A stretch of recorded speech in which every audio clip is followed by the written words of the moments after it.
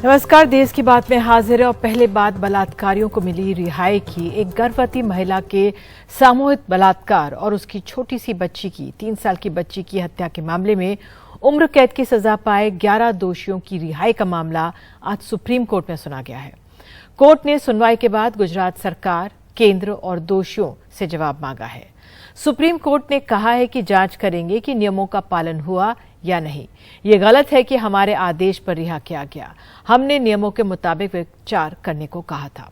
तो राज्य सरकार द्वारा क्षमा याचिका पर अनुमति के बाद इन दोषियों की रिहाई हुई थी और कुछ लोगों द्वारा उनका स्वागत की तस्वीरें भी सामने आई थी। हालांकि दोषी पक्ष के वकील ने कहा कि तीसरे पक्ष की मांग ना सुनी जाए। सुप्रीम कोर्ट अब इस मामले में 2 हफ्ते के बाद सुनवाई करेगा।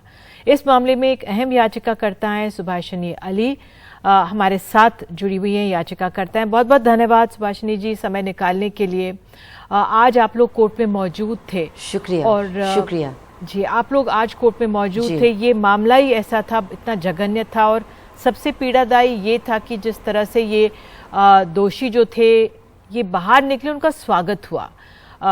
आज कोर्ट के रुख से क्या आप लोग आश्वस्त हैं? देखिए, ऐसा है ना कि चाहने के लिए तो हम बहुत कुछ चाहते हैं।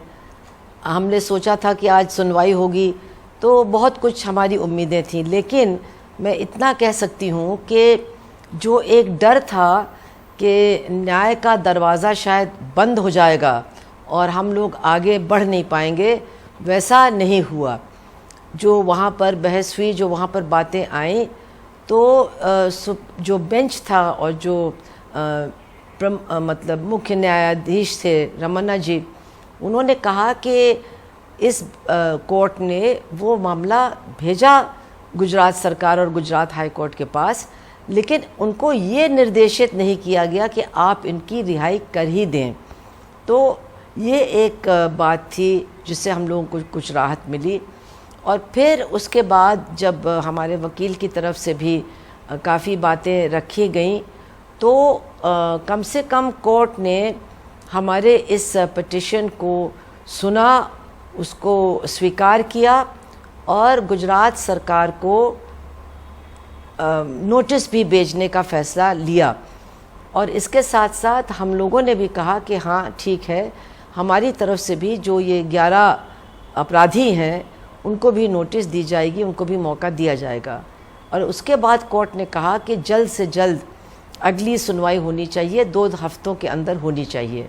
तो ये भी बहुत महत्वपूर्ण है, क्योंकि सुनवाई जल्दी हो, न्याय की प्रक्रिया तेज़ हो, तो देश भर में लोगों की उम्मीद बनेगी कि हाँ, हमारा न्यायालय जो है वो हमारे अधिकारों को सुरक्षित रखता है और हमें न्याय दिलाने के लिए तत्पर है। तो ये जो मामला है, इसमें कुछ बातें मैं जी कही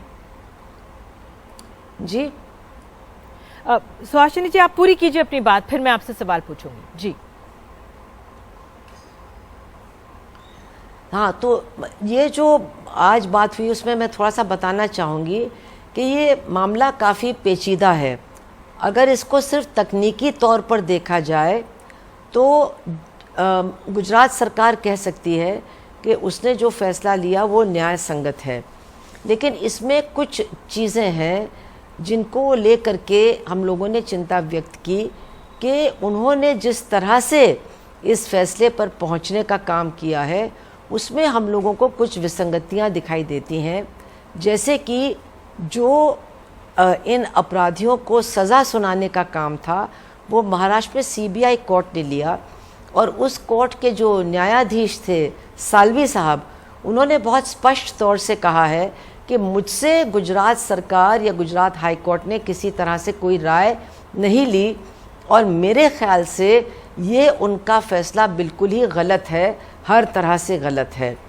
दूसरी बात ये है कि जो केंद्र सरकार का गृह मंत्रालय है उससे भी हम लोगों की तरफ को इसकी कोई सूचना नहीं है कि क्या गुजरात सरकार ने उनसे वार्तालाप की, उनकी राय ली। फिर जो उन्होंने कमेटी बनाई, सलाहकार कमेटी, जिससे सलाह मांगी गई कि इन लोगों के छोड़ा जाना चाहिए कि नहीं, जिन्होंने सलाह दी कि हाँ छोड़े जा सकते हैं, उस सलाहकार कमेटी में जो शासक दल है भारतीय जनता पार्टी, उसके कई सदस्य शामिल थे। तो फिर क्या उस कमेटी के मतलब ऑब्जेक्टिव होने के बारे में सवाल नहीं उठते हैं? ये बात भी हम लोगों को परेशान कर रही है। बिल्कुल फिर शिवानी उसके जी, बाद मैं आपसे एक ही उन्हीं में सवाल से एक जी, ने जी मैं आपसे एक सवाल पूछना चाहूंगी कि जो माफीनामा जी है या जो रमिशन ऑर्डर है राज्य सरकार जी की तरफ से जो दिया जाता है, क्या वो आज कोर्ट में सामने रखा गया? क्योंकि किस आधार पर ये सही बात जी है, नहीं, ये अभी कहा तक वो जाता हम है लोगों के सामने हम लोगों ने उसको मांगा है, नहीं उसको मांगा गया है, उसको मतलब प्राप्त करने की कोशिश की गई है, लेकिन अभी तक वो हमारे सामने नहीं आया है और वो आना चाहिए। बिल्कुल आना चाहिए। इसी संदर्भ में मैं ये कह रही थी, जी जी आना चाहिए। बिल्कुल, तो आपने हमसे इसी संदर्भ में मैं कहना चाहती हूँ कि जो सलाहकार जी समिति के जो सदस्य थे उनमें से एक ने कहा है कि ये जो आरोपी हैं, ये जो अपराधी हैं, ये संस्कारी ब्राह्मण हैं।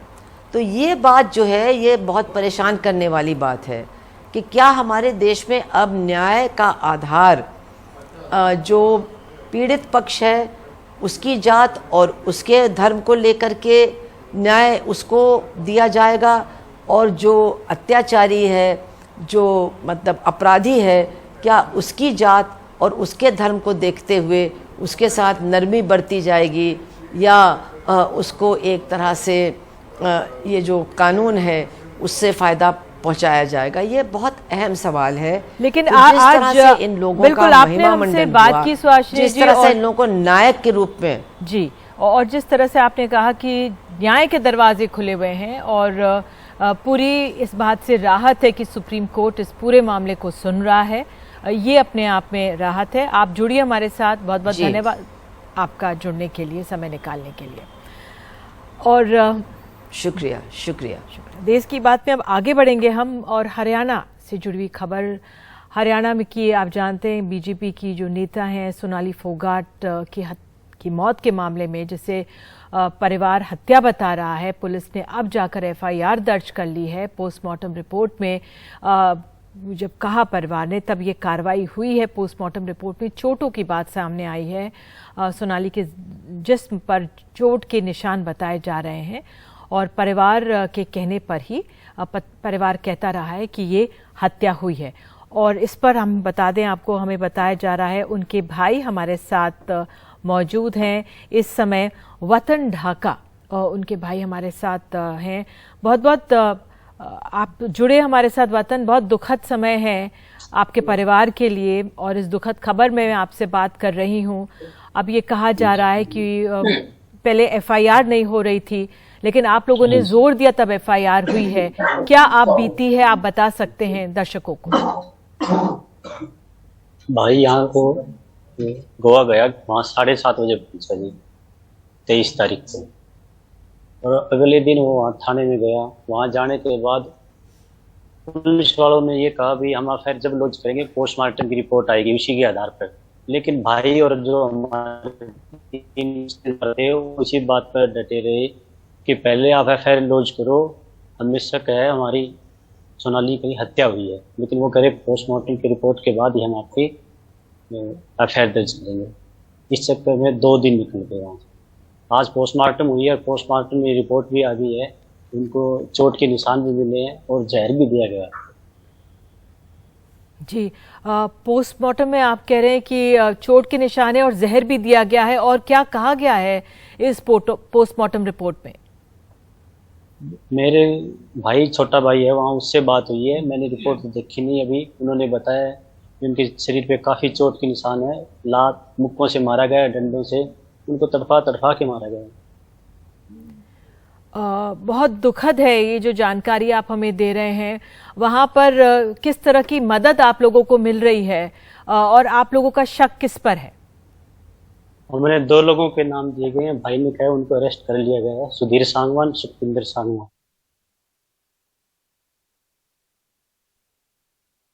आप बताना चाहेंगे?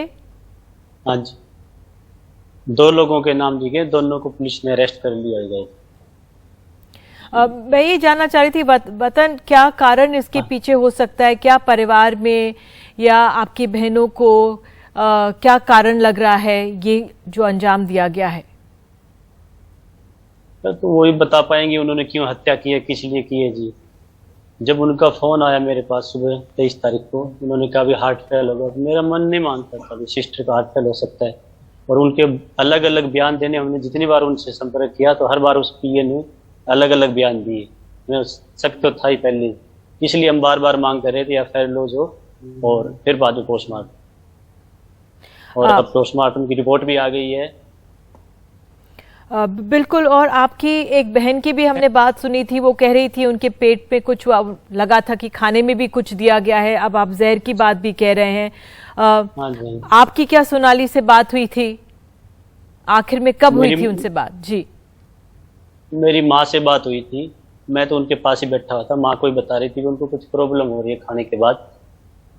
तो माँ ने कहा भी अब किसी डॉक्टर को दिखाओ। उसके बाद मेरी छोटी सिस्टर, उनसे बात हुई, मेरी बहनों से बात हुई। उनको लग रहा था भी खाने के बाद उसको ऐसा फील हो रहा था भी जैसे कि बॉडी में सुन्नापन आ रहा हो, इसलिए माँ को बताया उन्होंने। वतन, हम आपके साथ आपके शोक में शामिल हैं और इस दुखद घड़ी में आप लोग साहस बना के रखें। आपने बात की, इसके लिए धन्यवाद।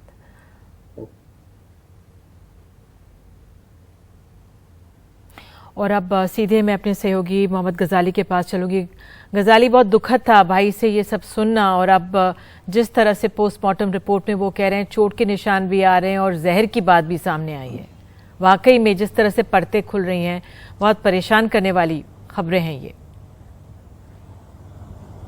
जी देखिए, अगर पिछले 3 दिन के पूरे आप घटनाक्रम को देखें तो जब इनके मौत की खबर आई तो परिवार की तरफ से भी, या परिवार को भी, गोवा से उनके साथ जो 2 सहयोगी थे सोनाली फोगाट के, उन्होंने यही बात बताई कि शायद उनकी मौत जो है हृदय गति रुकने की वजह से या हार्ट अटैक की वजह से हुई है। और परिवार का शुरू से यह कहना था कि उनको ऐसी कोई बीमारी नहीं थी। हालांकि 40 और 50 साल के बीच के लोगों के बीच में पिछले कई महीनों और कई सालों में हम देख रहे हैं कि मौत हो जाती है अचानक, लेकिन उनके परिवार का कहना था कि ऐसी कोई बात, और उनको शुरू से यह शक था कि कहीं उनको जानबूझकर मार न दिया गया हो। लेकिन इस बात पे कोई यकीन नहीं कर रहा था। गोवा की पुलिस ने भी नेचुरल डेथ या अननेचुरल डेथ का जो नॉर्मल एक एफआईआर होती है वो काट दी थी। उसके बाद से उनके भाई जो हैं वहां पर शिकायत उन्होंने जमा कराई पुलिस में, जिसमें यह कहा गया कि उनके साथ जो 2 सहयोगी हैं उन्होंने उनको जहर देकर मारा है। और उससे पहले शिकायत में यह भी बताया गया कि कई साल पहले उन्होंने, उसमें से एक सहयोगी ने सोनाली फोगाट के साथ दुष्कर्म भी किया और उसकी वीडियो भी बना ली थी, जिसके एवज में वो उनको ब्लैकमेल भी कर रहा था। उसी बीच ये भी सूचना आती है हरियाणा में उनके घर से कि उनके फार्म हाउस से जो इलेक्ट्रॉनिक गैजेट्स हैं वो मिसिंग हैं। इस पे हिसार में शिकायत देने की कोशिश की जाती है, उस पर कोई कार्रवाई फिलहाल नहीं हुई है। अभी हरियाणा के मुख्यमंत्री मनोहर लाल खट्टर यहाँ पर प्रेस वार्ता कर रहे थे हरियाणा निवास में। उनसे जब ये सवाल पूछा गया तो उन्होंने भी यही कहा कि अगर परिवार मुझे लिख कर देता है तो हम सीबीआई की जो जांच है उसकी ओर बढ़ेंगे या उसको करवाएंगे। लेकिन सबसे अहम 2 बात हैं। अगर आप पीएम रिपोर्ट देखें, उनकी पोस्टमार्टम रिपोर्ट, जहां पर ब्लंट इंजरीज की बात कही जा रही है, साथ में यह भी कहा गया है कि अब इन्वेस्टिगेटिंग ऑफिसर जो जांच अधिकारी है वही बता पाएंगे कि मौत का असली कारण क्या है। दूसरी बात, पुलिस ने वहां पर यह कहा है, एफआईआर की कॉपी में यह बात लिखी हुई है कि इनके भाई की शिकायत पर यह एफआईआर दर्ज की गई है। अगर ये उनके बयानों पर दर्ज किया गया है तो बयान में बलात्कार या दुष्कर्म की भी बात कही गई है। तो परिवार यह भी कह रहा है कि सिर्फ 302 के तहत 302 के तहत जो उस धारा के तहत ही एफआईआर क्यों की गई है, 376 क्यों नहीं लगाया गया। तो कई तरह के सवाल जवाब हैं। इस बीच जो है आज रात करीब उनका पार्थिव शरीर दिल्ली पहुंच जाएगा गोवा से, जहां से उनके जो उनका गांव है वहां पर उसको हरियाणा में लाया जाएगा। लेकिन अभी भी कई सवाल हैं जो उलझे हुए हैं उनकी मौत के इसमें। हालांकि उनके 2 जो सहयोगी हैं उनको वहां पर गिरफ्तार तो कर लिया है पुलिस ने, लेकिन क्यों मौत का कारण क्या था, कैसे मौत हुई, अभी इस पे कोई स्पष्टता पुलिस की तरफ से नहीं आई है। और कुछ 2-3 टेस्ट जो हमारे कुछ सहयोगी बता रहे हैं, मुकेश बता रहे हैं कि 1-2 टेस्ट की रिपोर्ट्स आना और बाकी हैं, टिश्यू रिपोर्ट और विसरा रिपोर्ट। गजाली, धन्यवाद इस जानकारी के लिए। और देश की बात में आइए हम लोग आगे बढ़ते हैं। झारखंड से जुड़ी हुई खबर आपको दिखा रहे हैं। झारखंड के मुख्यमंत्री हेमंत सोरेन की मुश्किलें बढ़ गई हैं। चुनाव आयोग ने अपनी रिपोर्ट झारखंड के राज्यपाल को भेजी है और हेमंत सोरेन को अयोग्य ठहराने की सिफारिश है, ऐसा सूत्रों के हवाले से खबर है। चुनाव आयोग का फैसला मानने को बाध्य है राज्यपाल और हेमंत सोरेन पर अपने नाम से खनन पट्टा लेने का आरोप है। बीजेपी ने इसे ऑफिस ऑफ प्रॉफिट का केस बताया था और हेमंत सोरेन की सदस्यता रद्द करने की मांग की थी। अब हेमंत सोरेन का कहना है कि मीडिया रिपोर्ट से मिल रही है उनको तमाम जानकारियां। मुख्यमंत्री दफ्तर को ना चुनाव आयोग से जानकारी, ना राज्यपाल से जानकारी और बीजेपी नेताओं और कठपुतली पत्रकारों की तैयार की गई है ये रिपोर्ट और संवैधानिक अधिकारों और सरकारी एजेंसियों का खुलेआम दुरुपयोग है। तो इस सब पर अधिक जानकारी के लिए पहले तो हम अपने सहयोगी मनीष कुमार के पास चलते हैं। मनीष, जो मुश्किलें हैं हेमंत सोरेन की, उनकी कुर्सी तक जाने की बात हो रही है, कितना गहरा ये संकट है और क्या बड़े आरोप माना जाए, कितने गहरे आरोप उन पर? देखिए, जब से ऑफिस ऑफ प्रॉफिट के मामले में बीजेपी चुनाव आयोग का दरवाजा खटखटाई है, उस समय से ये तय माना जा रहा था, भले ही हेमंत सोरेन ने अपने पक्ष में बड़े बड़े वकीलों को, चुनाव आयोग के बड़े विशेषज्ञों को और यहाँ तक कि पूर्व मुख्य न्यायाधीश, सर्वोच्च न्यायालय के पूर्व मुख्य न्यायाधीश से भी इस मामले में राय लेकर मीडिया में अपना पक्ष रखा था, लेकिन यह तय माना जा रहा था कि चुनाव आयोग का जो भी फैसला आएगा, देर हो या सवेर हो, वो उनके प्रतिकूल आएगा। हाँ, दूसरी बात यह है कि पिछले हफ्ते जैसे ही इस मामले की सुनवाई पूरी हुई, उसके बाद हेमंत सोरेन को इस बात की आशंका थी और इसलिए उन्होंने अपने महागठबंधन के सहयोगियों को इस मुद्दे पर उनके साथ विचार विमर्श भी किया। आपका कहना है कि उनके पास क्या विकल्प है? निश्चित रूप से ये एक बड़ा झटका उनके लिए होगा। उनके पास दो ही विकल्प बचता है। एक, इस फैसले के खिलाफ चुनाव आयोग का जो भी रिकमेंडेशन राज्यपाल के पास आ रहा है और जैसा कि खबर है कि वो प्रतिकूल है, तब उसके खिलाफ सर्वोच्च न्यायालय का दरवाजा खटखटाए। और दूसरा, राजनीतिक फ्रंट पर जो है उनको फिर से एक बार अपने सहयोगियों, क्योंकि अभी तक महागठबंधन के सारे सहयोगी उनके साथ हैं, तो वैसे में आने वाले दिनों में उनको अपनी पार्टी और खासकर उसमें भी अपने परिवार से किसी न किसी सदस्य, चाहे वो उनके पिता गुरुजी शिबू सोरेन हो या अपनी पत्नी कल्पना सोरेन, उनको जब तक कि इस मामले में या तो वो न्यायालय से बरी नहीं हो जाते हैं या फिर से चुनाव जीतकर नहीं आते हैं, तब तक उन्हें किसी न किसी को मुख्यमंत्री की कुर्सी पर बैठाना ही पड़ेगा। निधि। बिल्कुल मनीषा, आपने हमें ये जानकारी दी, इसके लिए बहुत बहुत धन्यवाद। और इस मामले पर अधिक जानकारी के लिए और बेहतर तरीके से समझ जाने के लिए एसवाई कुरैशी, पूर्व मुख्य चुनाव आयुक्त, हमारे साथ जुड़ गए हैं। सर, बहुत बहुत धन्यवाद जुड़ने के लिए। आप जो ये झारखंड में संवैधानिक संकट ये खड़ा हो गया है, आप किस तरह से आंक रहे हैं स्थिति को? ये ऑफिस ऑफ प्रॉफिट के केसेस इलेक्शन कमीशन के पास आते रहते हैं। रूल ये है कि ऑफिस ऑफ प्रॉफिट का अगर कोई केस हो तो वो गवर्नर, एमएलए का अगर केस है तो गवर्नर से शिकायत की जाती है और एमपी का हो तो राष्ट्रपति से, और राष्ट्रपति और गवर्नर फिर ये इलेक्शन कमीशन को ये केस रेफर करते हैं उनकी एडवाइस के लिए। और वो एडवाइस इलेक्शन कमीशन पूरा क्वाज़ी जुडिशियल प्रोसीजर फॉलो करता है, अदालत बन के बैठता है और उसमें दोनों पार्टियों के वकील, बड़े से बड़े वकील पेश होते हैं और वो अपना अपना पक्ष रखते हैं और उसके बाद इलेक्शन कमीशन अपनी एडवाइस लिख के देती है। ये एडवाइस बड़ी जुडिशियल नेचर की होती है। इस एडवाइस पे गवर्नर को या राष्ट्रपति को कोई डिस्क्रेशन नहीं होता, ना उसका वो कॉमा फुल और फुल स्टॉप भी चेंज कर सकते हैं। बिल्कुल जूं की त्यों उसको एक्सेप्ट करना या अगर ना एक्सेप्ट करना चाहें, लेकिन उसमें कोई रद्दो बदल नहीं कर सकते। अब भाई अव्वल तो यही नहीं मालूम कि इलेक्शन कमीशन ने रिपोर्ट में क्या लिखा है, वो उनको बरी किया है या उनके खिलाफ गई है, ये तो अभी स्पेकुलेशन ही की बात है। लेकिन अगर उनको बर्खास्तगी के ऑफिस ऑफ प्रॉफिट होना साबित हुआ है तो फिर अनलेस वो सुप्रीम कोर्ट में जाके स्टे ले लेते हैं गवर्नर के फैसले, गवर्नर उस पर ऑर्डर जारी करेंगे इलेक्शन कमीशन की एडवाइस के बेसिस पे, या तो गवर्नर के फैसले को कोई कोर्ट स्टे करेगी, वरना जैसे कि आपके रिपोर्टर कह रहे थे कि उनको दूसरा इलेक्शन लड़के ही आना पड़ेगा और इस बीच में इस्तीफा फौरन देके, हालांकि मैं समझता हूँ कि इस्तीफा देके एक हफ्ते बाद वो खुद भी आके दोबारा कि जी वो फायदा उठा ले कि जो कोई नॉन एमएलए भी बन सकता है मुख्यमंत्री, एक्सेप्ट उसको 6 महीने के अंदर अंदर जीत के आना होता है, लेकिन वो एथिकली गलत होता है, गलत होगा मेरे ख्याल से। ऐसा तो वो सोचेंगे भी नहीं, किसी को टेम्परेरीली बिठा के और वो इलेक्शन करने की सोचेंगे, ये मैं समझता हूँ। सर ऐसा पहले भी हुआ, क्योंकि एक केस सोनिया गांधी का भी बताया जा रहा है कि उन्होंने किस तरह से आदेश आने से पहले ही खुद ही अपना इस्तीफा देकर दोबारा चुनाव लड़के वो आई थी, लेकिन पहले कब हुआ ऐसा? देखिए ये केस तो बहुत हो चुका है, कई बार हुआ है, और उससे पहले जया बच्चन का केस हुआ था, फिर सोनिया जी का आपने बताया उनका हुआ था, ये केसेस होते रहे हैं। और ये समस्या भी सरकार के सामने, रूलिंग पार्टी के सामने बार बार आती रही है, जिसकी वजह से उन्होंने 5 बार कॉन्स्टिट्यूशन को बदला है। 1993 में, 94 में, फिर 2000 में, फिर 2006 में और 2013 में। बल्कि 2006 में तो बड़ी गंभीर हुई थी कि 59 पोस्टें को ऑफिस ऑफ प्रॉफिट से एग्जाम करने का कानून पास कर दिया पार्लियामेंट ने। तो एपीजे अब्दुल कलाम राष्ट्रपति थे, उन्होंने कहा कि ये तो, और वो भी उसको 1959 से उसको इफेक्टिव कर दिया। तो राष्ट्रपति जी ने इनकार कर दिया कि ये तो बिल्कुल ज्यादती है, नहीं चलेगा, आप इस पे विचार करो।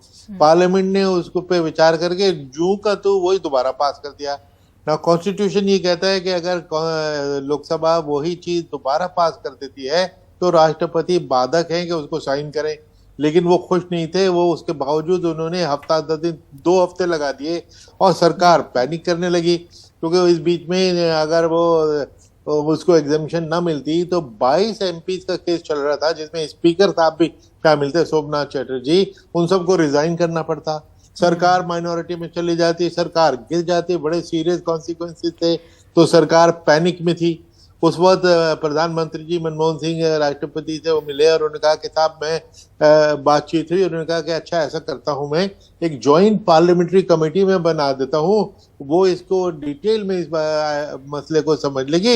इस बीच में आप प्लीज इसको साइन कर दीजिए।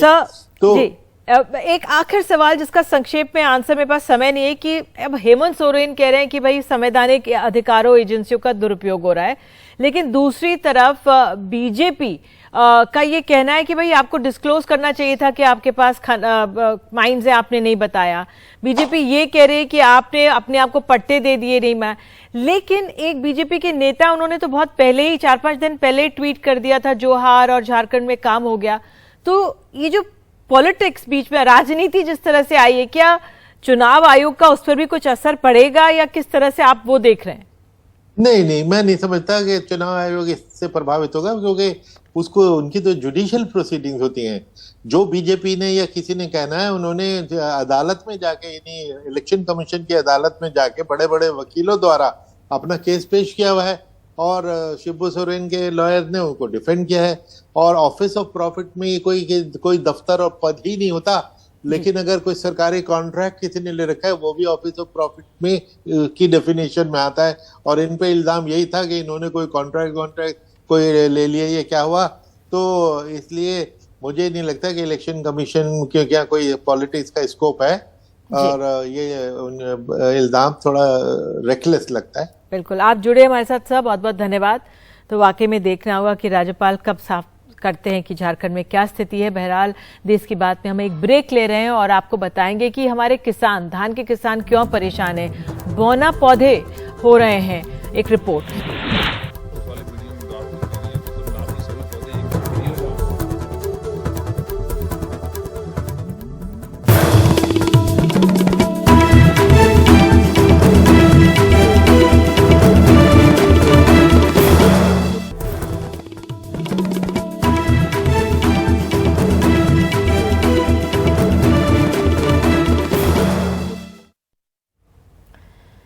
पंजाब, हरियाणा और उत्तराखंड में अब बौने धान के किसान परेशान हैं। पहली बार उत्तरी भारत के इन राज्यों में बौना धान मिलने से कृषि मंत्रालय भी सतर्क हो गया है। भारतीय कृषि अनुसंधान केंद्र की एक टीम पंजाब और हरियाणा का दौरा करके इस पर रिसर्च कर रही है। बौना धान क्या है और इससे किसान क्यों चिंतित हैं, देखिए रिपोर्ट। पंजाब, हरियाणा और उत्तराखंड के खेतों में इस तरह के बौने धान पाए जा रहे हैं। ये सामान्य धान की तरह बढ़ते नहीं हैं, बल्कि इस तरह छोटे पौधे ही रह जाते हैं। उत्तरी भारत के इन राज्यों में पहली बार बौना धान इतने बड़े पैमाने पर पाया गया है। हालांकि भारतीय कृषि अनुसंधान केंद्र की एक टीम ने इन राज्यों का दौरा किया है। खुद डायरेक्टर डॉक्टर AK सिंह भी पंजाब और हरियाणा का दौरा करके लौटे हैं। उनके मुताबिक इस रोग से खेतों की 5 से 12% तक फसल प्रभावित हो सकती है। प्रजातियां जो धान की हैं, खासकर पूसा बासमती 1509 है, पूसा बासमती 1692 है, PR 126 है, PR 121 है और PR 114 जो गैर बासमती किस्में हैं, इनमें करीब 5 से लेकर के और 12% के आसपास पौधे बौने पाए गए हैं। लेकिन ऐसा नहीं है कि सारे के सारे खेतों में एक जैसी समस्या है। एक गांव में जैसे मान लीजिए अगर 100 किसान हैं तो 4-5 किसानों के खेत में समस्या इस तरह की पाई गई है। कृषि अनुसंधान केंद्र की एक टीम पंजाब और हरियाणा के अलग अलग इलाकों से कुछ बौने पौधों का सैंपल लेकर आई है ताकि इस बीमारी का कारण पता कर सकें। अब तक जानकारी मिली है कि ये ग्रासी स्टंट और फिजी वायरस की वजह से हो सकती है। फाइटोप्लाज्मा भी इसका एक कारण हो सकता है। अभी जीनोम सीक्वेंसिंग चल रही है, लेकिन किसानों के लिए कृषि अनुसंधान केंद्र ने एक एडवाइजरी जारी की है। हमारा ये सुझाव सभी किसान भाइयों से है, अभी तक तेला चेपा का कहीं कोई प्रकोप नहीं है, लेकिन आगे आने दिनों जैसे जैसे तापक्रम बढ़ेगा तो समस्या थोड़ी बहुत आ सकती है।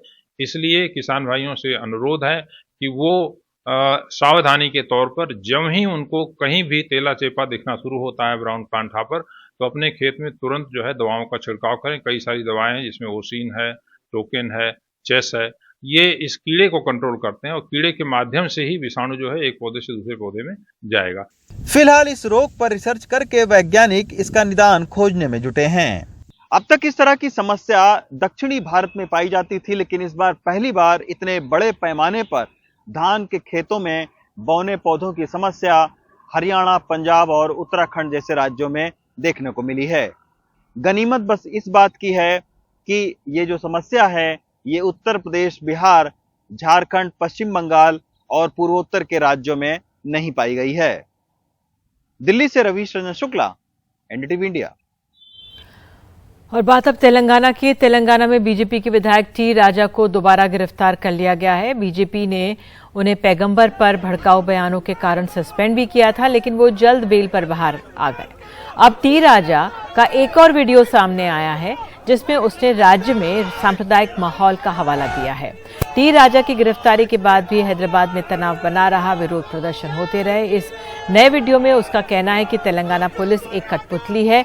वीडियो में कई स्थानीय नेताओं पर निशाना साधा गया है, जिसमें असदुद्दीन ओवैसी और KT रामाराव का नाम भी शामिल है।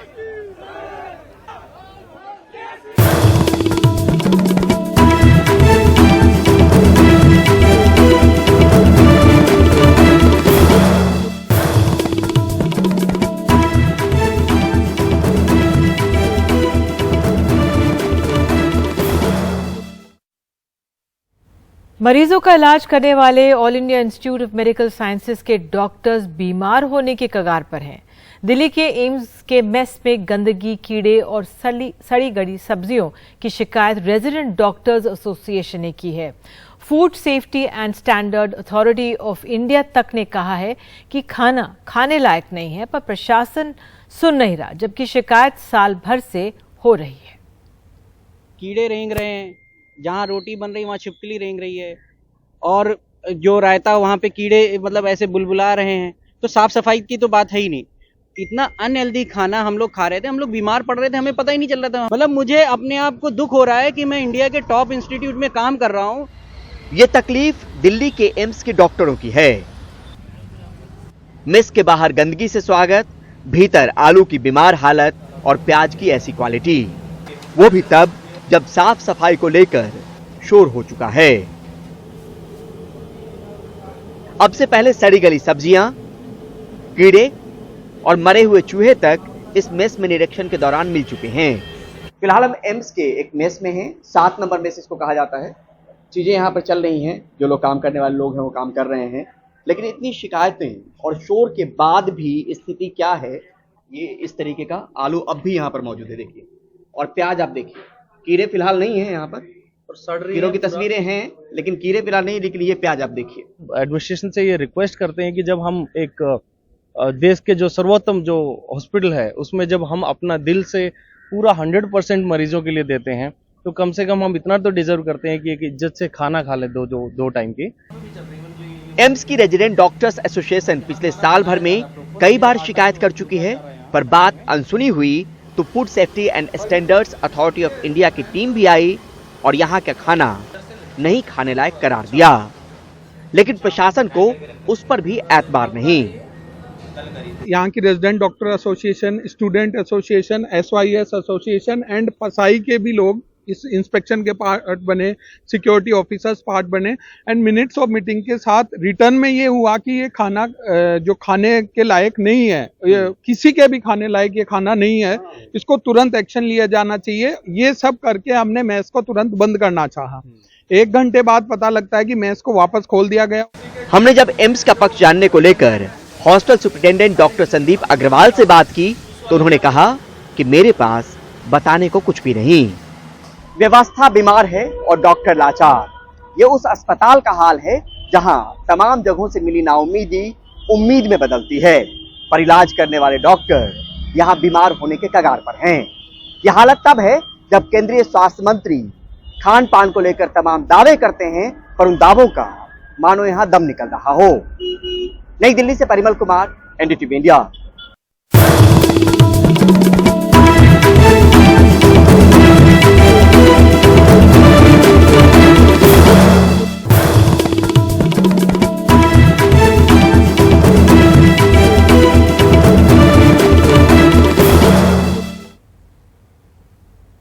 तेलंगाना के मुख्यमंत्री के चंद्रशेखर राव ने आज रंगारेड्डी जिले में एक नए एकीकृत जिला कलेक्ट्रेट परिसर का उद्घाटन किया है। इस खूबसूरत परिसर में काफी जगह है।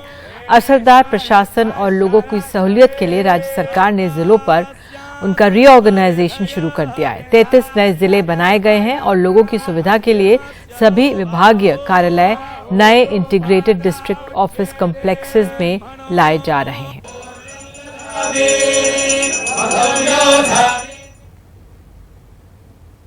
और इसी के साथ देश की बात में आज के लिए इतना ही। नमस्कार।